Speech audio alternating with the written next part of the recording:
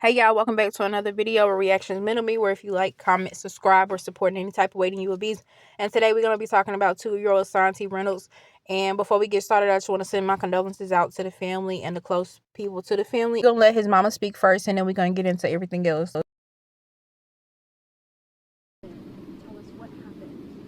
My name is Shamira Cook, and yesterday morning I dropped my son off at daycare.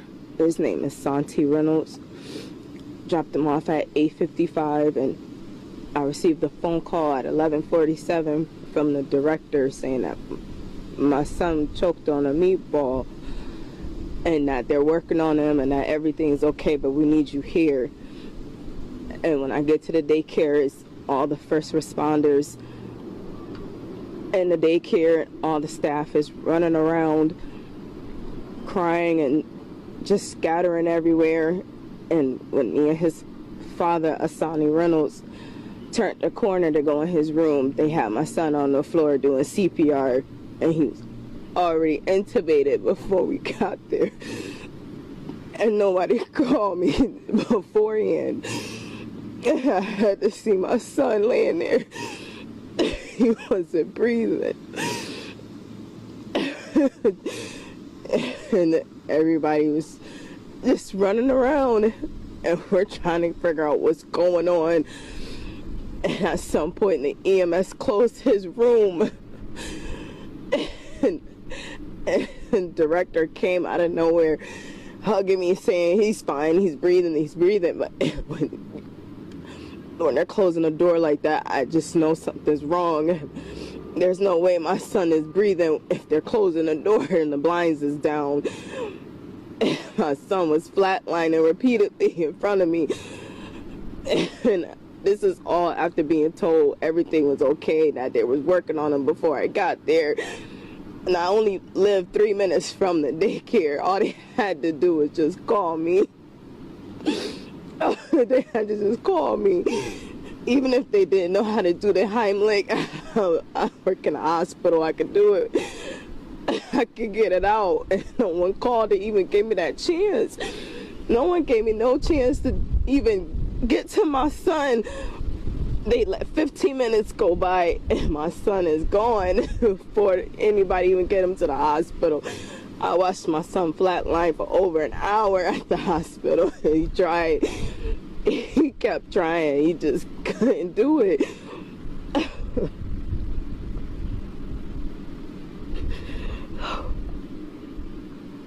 Have you heard from the facility what they said? No, nobody reached out to us. No one called us. Even the EMS looked to the staff when they got him on the gurney to rush him to the ambulance and asked if anybody was willing to ride with us to the hospital, and nobody stepped forward except for one of the staff members that was able to do CPR on my son, and he wasn't even his teacher. And just to think that nobody was willing to even bother to even get in there with him.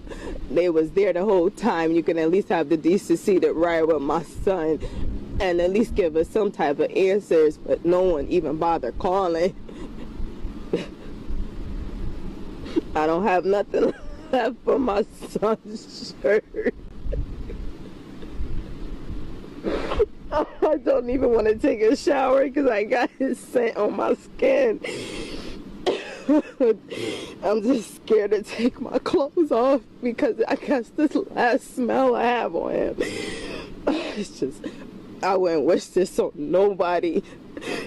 My son was only in daycare 3 hours and he was gone.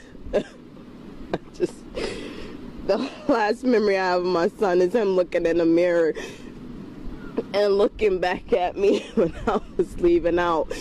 If I would have known this would happen, I would have just kept my son home.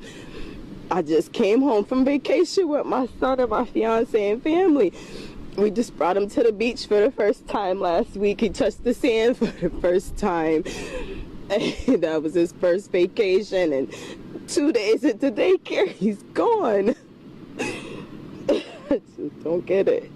The YWCA said New Britain staff responded immediately and followed all emergency procedures, including administering age-appropriate first aid and calling emergency services were contacted, and the child's family was immediately notified. YWCA New Britain. And again, I want to send out my condolences to the family, especially the mom and dad. You can tell that their mama is heartbroken. It looks like she has cried all she can cry, and it seems like she is just going through it, which I couldn't imagine that parent. And 2 days into childcare, like, did she say 2 days and this happened? I really am glad that she got to take him on vacation, though, and she got to let him visit those beaches and stuff like that. I really feel for that family. And for the YWCA staff to not even be willing to ride in the ambulance, it took only one staff member who would be willing to ride with them. That is absolutely ridiculous. And the staff member was not even his teacher. But for them to also not even call and check and see what was going on with that baby, that shows what type of sorry people that they are. And I hope that she sued the skins off of everything they could possibly have. And I know money will not bring back her child, and money will not bring back the hurt, her away from that hurt. But why would the director come up rubbing her back, telling her that her child is breathing, her child is okay, and her child in fact was not? Them closing the door was a telltale sign that something was wrong or something was getting worse. They didn't close their door and had them blinds down because that baby was doing better. What sense would that make? They would have invited the mama in. This is exactly something that she won't not ever live down, no matter how hard she tries, because to watch her child flatline for over an hour at the hospital and to not know what was going on in their room after that door was closed, what was going on with her child behind that door, and and for them not to contact her but be willing to go ahead and give out a statement on the news saying they contacted her immediately. Meanwhile, her child was up in there for them 15 minutes, over 15 minutes, and she only lived 3 minutes away, and she could have possibly got to her son way before the first responders ever got there. That is no excuse for that.